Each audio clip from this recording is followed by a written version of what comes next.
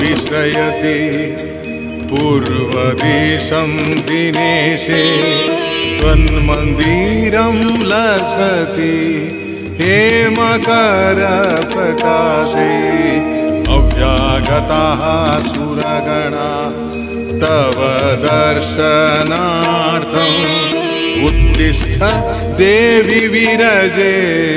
तव सुप्रभातं तव सुप्रभातं तव सुप्रभातम्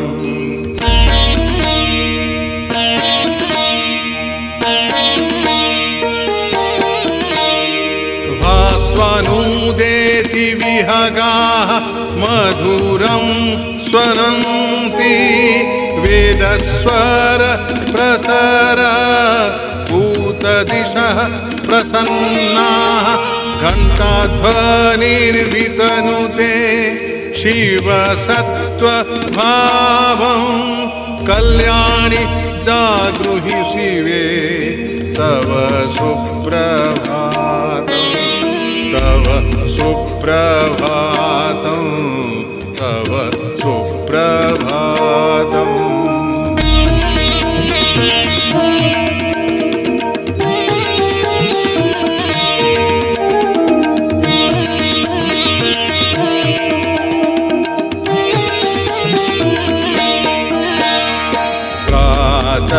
समाप्य मुनिदेवगणावगाहं पूतम्भसा विमलवैतरणि प्रवाहे सन्दर्भ्य च प्रियपितॄन् तव दृष्ट्यपेक्षा मातकृतार्थय दृशा तव सुप्रभातम् तव सुप्रभातं तव सुप्रभातम्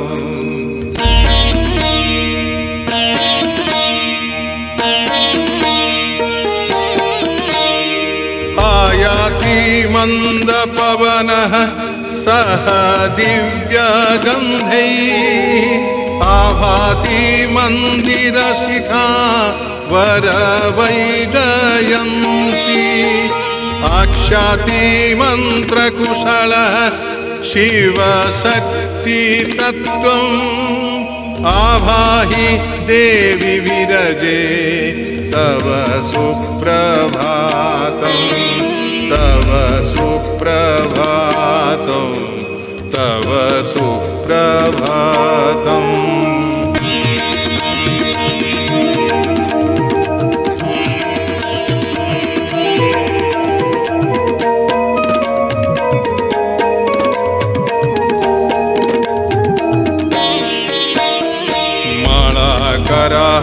रचित चंपक पुष्पमाल्या प्रत्युषवेशरचनात् सुगंध पुष्पा अव्यागता वसन भूषण गंध हस्ता सेवायताश्च विरजे तव सुप्रभातम् तव सुप्रभातं तव सुप्रभातम्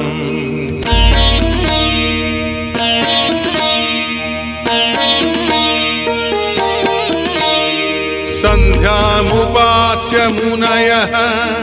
परमेष्ठिकुण्डे प्रातस्तवानन विलोकन तत्पराश्च गायन्ति सामकुशलाः सह सिद्ध संघैः पूतोड्रपीठनिलये तव सुप्रभातं तव सुप्रभातं तव सुप्रभातम्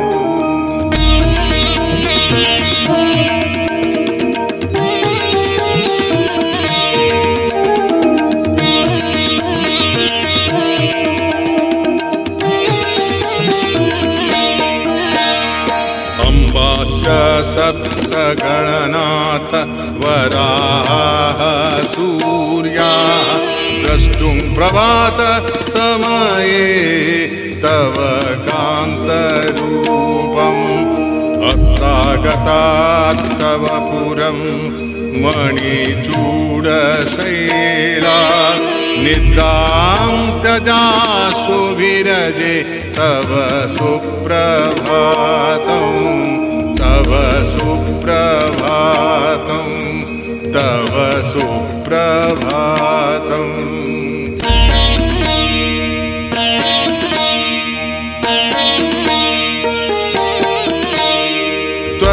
त्वद्दर्शनाय खलु यात्री गणाः सुदूरात् नैवेद्य धूप कुसुमार्घ सुगन्धहस्ताः द्वारे स्थितास्तव विबुधमपेक्षमाणाः मात प्रसीद विरजे तव सुप्रभातं तव सुप्रभातं तव सुप्रभातम्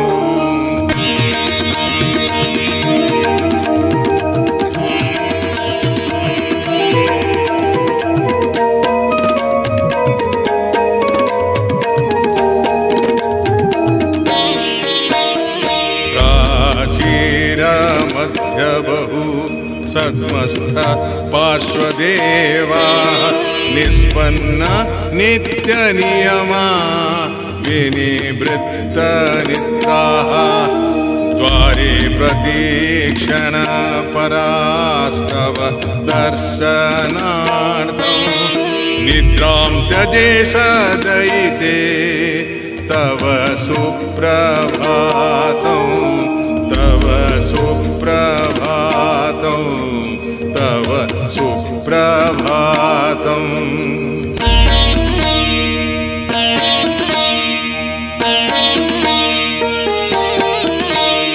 प्रक्षालनाय तव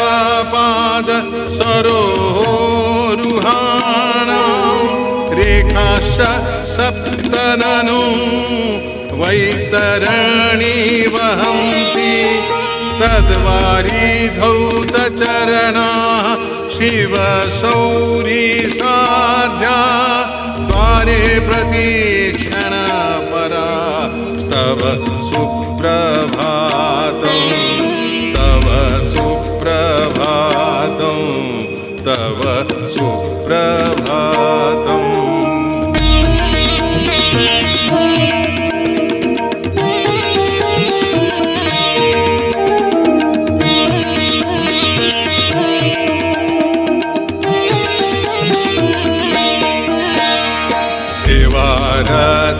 द्विजगणाः करपाणि संज्ञाः कर्तुं तवान्निका विधिं जलपात्रहस्ताः द्वारे स्तुवन्ति निजकृत्य विधौ सुदक्षा ब्रह्माणि जागृहि शिवे तव सुप्रभातं तव सुप्रभातं तव सुप्रभातम्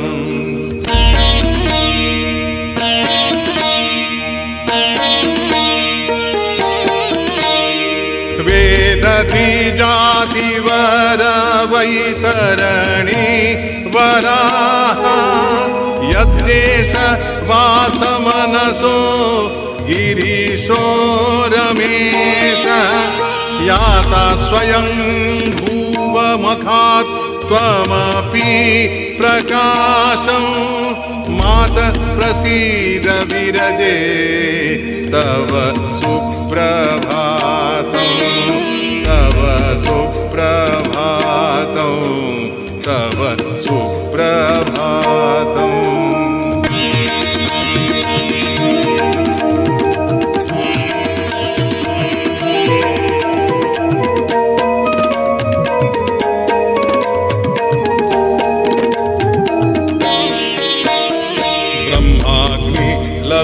जनुषा विरजेति नाम तस्य स्वयं विगतरागतमो गुणात्वम् आह्लादितमरगणे कलिकल्मषग्नि मर्त्यार्थी नाशकुशले तव सुप्रभातं तव सुप्रभातं तव सुप्रभातम्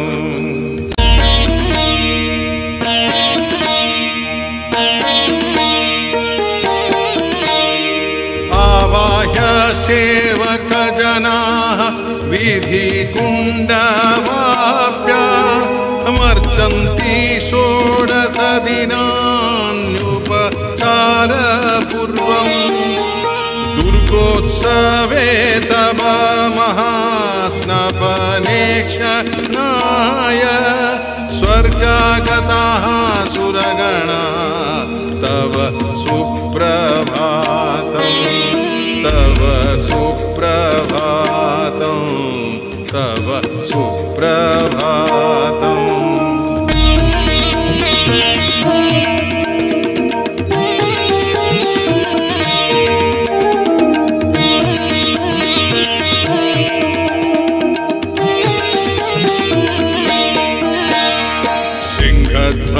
सिंहध्वजाभिधरतः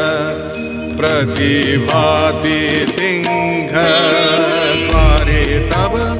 भ्रमणकालमपेक्षमाण त्वत्सेवका उपगता धृतछत्रहस्ताः यात्रां विधेहि विरजे तव सुप्रभातं तव सुप्रभातं तव सुप्रभातम्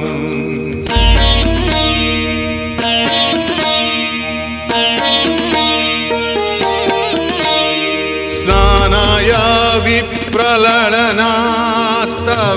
वैतरण्या उद्धृत्य पूतजलपूर्णघटान् समेता घण्टामृदङ्गकरवैर्लसितो दिगन्तो निद्रां कहि विरजे तव सुप्रभातं तव सुप्रभातं तव सुप्रभातम्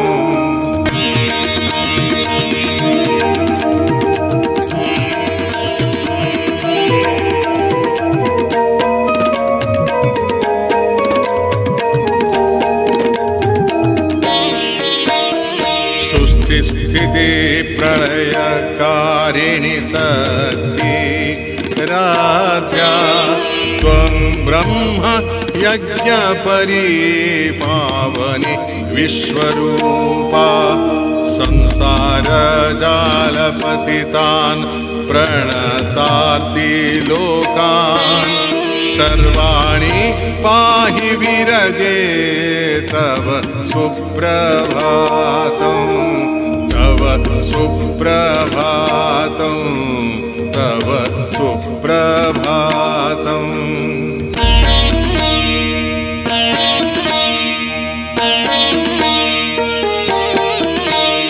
क्षेत्रे त्रिकोणलसिते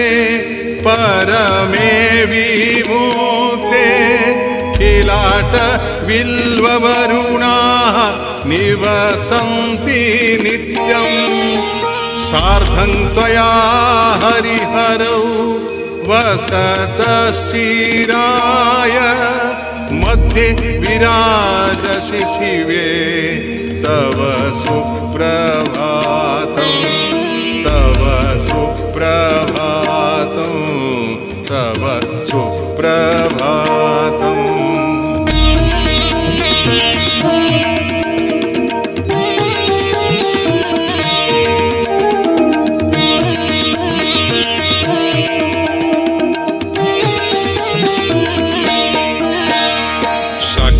स्तुवन्ति महिषा सुरमर्दिनीति ज्ञानस्य शक्तिरपरा प्रवदन्ति बौद्धाः पीठेश्वरी त्वमिह तान्त्रिकसाधनेषु ब्रह्माणि याजपुरवासिनि तव सुप्रभातं तव सुप्रभातं तव सुप्रभातम्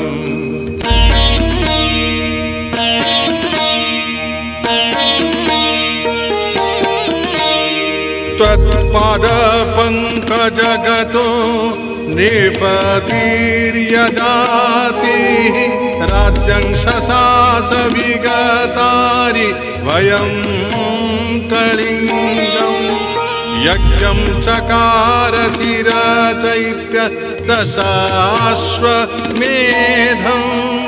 तत्कीर्तिकारणमये तव सुप्रभातं तव सुप्रभातं तव सुप्रभातम्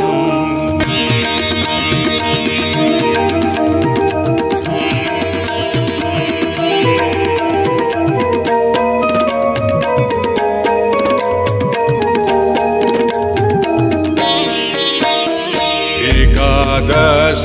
स्वरनिवाभ्यज यज्ञभूमौ त्वच्चित्तजाश्च सकलाः प्रभु शक्तयस्ताः दुर्गा वसन्ति नवमातृगणेन युक्ताः त्रायस्व देवी भुवनं तव सुप्रभातं तव सुप्रभातं तव सुप्रभातम्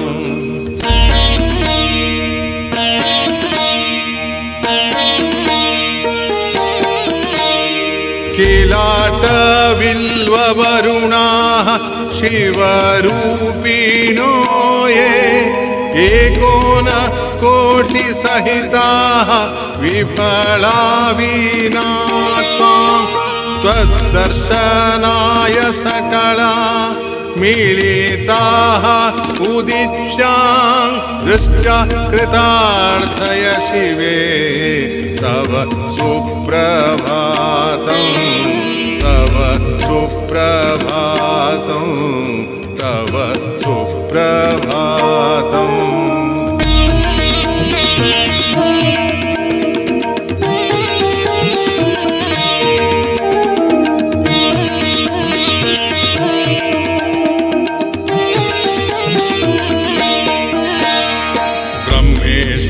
विष्णु सहिताः सुरकिन्नराद्याः त्वत्पाद धूलिभरणात् स्फुरितोत्तमाङ्गा आदाय तीर्थसलिलं चरणारविन्दे प्रक्षालयन्ति विरजे तव सुप्रभातम् तव सुप्रभातं तव सुप्रभातम्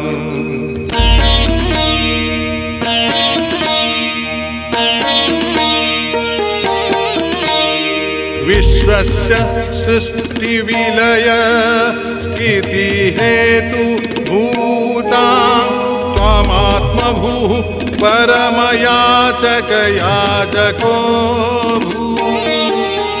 ज्ञात्वा कृपामयि तदन्तरमा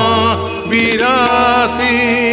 वैतानिकाग्निनिलयात् तव सुप्रभातं तव सुप्रभातं तव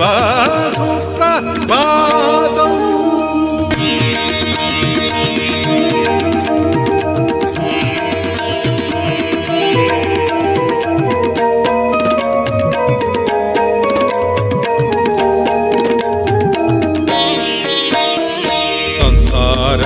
सागर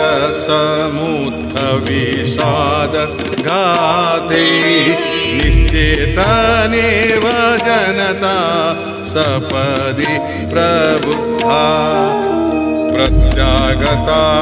भवदनुग्रहमाप्तु कामा विन्ध्याद्रिवासरसिके तव सुप्रभातं तव सुप्रभातं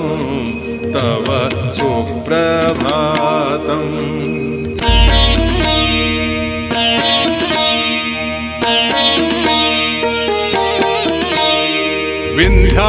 विन्ध्याद्रिवासिनी भवानी वीर्यञ्ची वन्दे दुर्वृत्तनाशिनी दिनेश शशाङ्क नेत्रे ज्योतिष्मती भगवती जडजाड्यहन्त्री मातर्गतिस्त्वमसीनस्तव सुप्रभातं तव सुप्रभातं तव सुप्रभातम्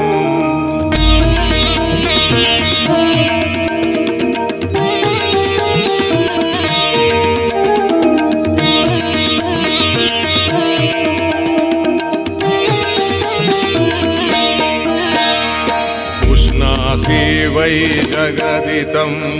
जगदेकहेतु तुष्णासि दैत्यजठरं जटिलं भवानी मुष्णासि किल्विषततिं निजजान्तरेभ्यः प्रीणासि भक्तजनतां तव सुप्रभातम् तव सुप्रभातं तव सुप्रभातम्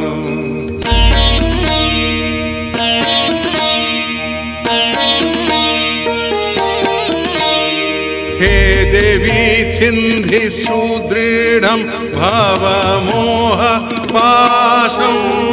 भूदेवी रुन्धि चपलां मम चित्तखेलां मातङ्गी भिन्धि सकले द्रियलोललास्यं विघ्नं च भङ्गि निखिलं तव सुप्रभातं तव सुप्रभातं तव सुप्रभातम्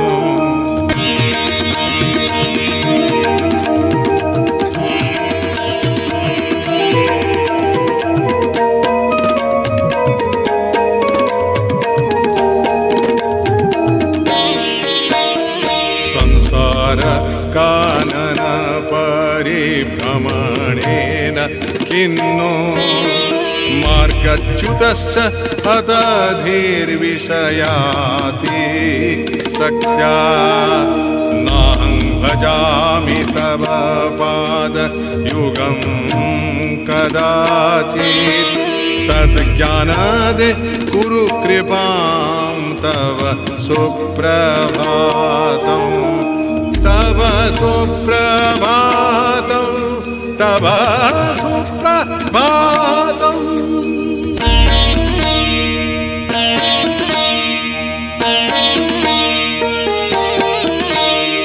ये भक्तिभावसहिता विरजानुरक्ताः प्रातः पठन्ति मनुजास्तव सुप्रभातम् ते त्वत्कृपामधिगता विनिवृत्त दुःखाः नित्यं भवन्ति भुवने किल पूर्णकामा किल पूर्णकामा किल पूर्णकामा। इति श्री विरजा सुप्रभात स्तोत्रम संपूर्णम। आज जो रेकर्डिंगटा हैला विरजा मांकर प्रातस्मरण बा सुप्रभात स्तोत्रम ताहा मु गायिकी निजक धन्य मन करुचे। एक दिनेश बाबू कंपोजिशन, पंडित ज्ञानरंजन पति महाशयर लेखा एवं माँ को उद्देश्य माँ विरजांकर उद्देश्य जो रेकर्डिंग है अति अति अति अद्भुत अति मो निजर माने मु भावी नी जमी गाईपारि बोल कि कहते भल हो बोलिकी आशा कर माँ निश्चित भाव खुशी हे माँ को कृपा नहेले ए प्रकार रेकर्डिंग ए प्रकार संस्कृत ए प्रकार संगीत हो पार नहीं। जय माँ विरजा। नमस्कार दर्शक बंधुगण, आज कटक साउंड वेब स्टूडियो रे माँ विरजांकर सुप्रभातम स्तोत्र आज रेकर्डिंग हैला। यह रचना करिसंती विशिष्ट शिक्षाविद तथा विरजा मंदिर पुरोधा डॉक्टर ज्ञानरंजन पति महोदय एवं ये गीत को स्वर देइचंती विशिष्ट संगीत निर्देशक दिनेश मल्लिक महोदय एवं आज आपको गाइचंती ओडिशार प्रसिद्ध कंठशिल्पी श्री ए महेश्वर राव। निश्चित भाव में सौभाग्यर जिनिस जे मु माँ सेवा करने को सुजोग पाई मैनेजिंग ट्रस्टी हिसाब रे एवं मु निजक गर्वित मन करुच्ची आज दिन रे एवं मोर कार्यकाल समय भितर ए स्तोत्र रेकर्डिंग होईची एवं आशा करूँ समस्त विरजा प्रेमी भक्त माने निश्चित भाव में एथिरु आनंद उपभोग करेंगे और माँ कृपा लाभ करेंगे। नमस्कार, मु संगीत निर्देशक दिनेश मल्लिक। आज साउंड वेब रे आ गोटे शुल्क आज रेकर्डिंग होती जहाँकर परिकल्पना एवं प्रयोजना आमर अति जनप्रिय उपजिलापाल तथा विरजा मंदिर ट्रस्टर अध्यक्ष भाव में कार्य कर प्रशासन क्षेत्र में नारायण चंद्र धल सार आज तांकरी आज शुल्कटी संभव हो पारी रेकर्डिंग। धन्यवाद देवी सार को एवं सुंदर भाव रचना करिसंती शिक्षाविद वरिष्ठ शिक्षाविद पंडित डॉक्टर ज्ञानरंजन पति सार जहाँकर बहुत दिन अभिलाष थिला ता पूर्ण होईची एवं गाइचंती ओडिशार ए महेश्वर राव जो शास्त्रीय संगीत रे तांको बेस ओडिशार जनाशुना एवं सुंदर भाव में कंठदान करिसंती ए महेश्वर राय। धन्यवाद देवी गुरु को जे आज विरजांक शुल्क गाइचंती आम समस्त को माने खुशी करिसंती। वंदे विरजा मातरम। आज खुशी भाषा प्रकाश करहब नहीं। बहुत दिन तले आशा थिला जे भली महाप्रभु जगन्नाथ सुप्रभातम स्तोत्र बाजुची एवं तिरुपति मंदिर बाजुची सही अभिप्राय माँ को सुप्रभातम स्तोत्रटी लेखा जाइछला एवं आज आम जाजपुर प्रिय उपजिलापाल तथा मंदिरर जे मुख्य प्रशासक मैनेजिंग ट्रस्टी से आग्रह प्रकाश करिसंती आको एक संगीत आकार रे रूप देवाई एवं सेथिपाई ये श्रद्धालु मान को निश्चित आकर्षित करिवो एवं यही श्लोक स्तोत्र को ओडिशार विशिष्ट युव संगीत निर्देशक राष्ट्रपति सम्मानित श्रीयुक्त दिनेश मल्लिक आको निर्देशना देइथिबारु ये एक तार भव्य रूप ग्रहण करछि। सबुठारु आनंदर विषय ओडिशार विशिष्ट संगीतकार शास्त्रीय संगीतज्ञ ए महेश्वर राव आको बोली गायन करी आको जनसमाज रे एक मधुर संगीतर मूर्छना देइछन्ति।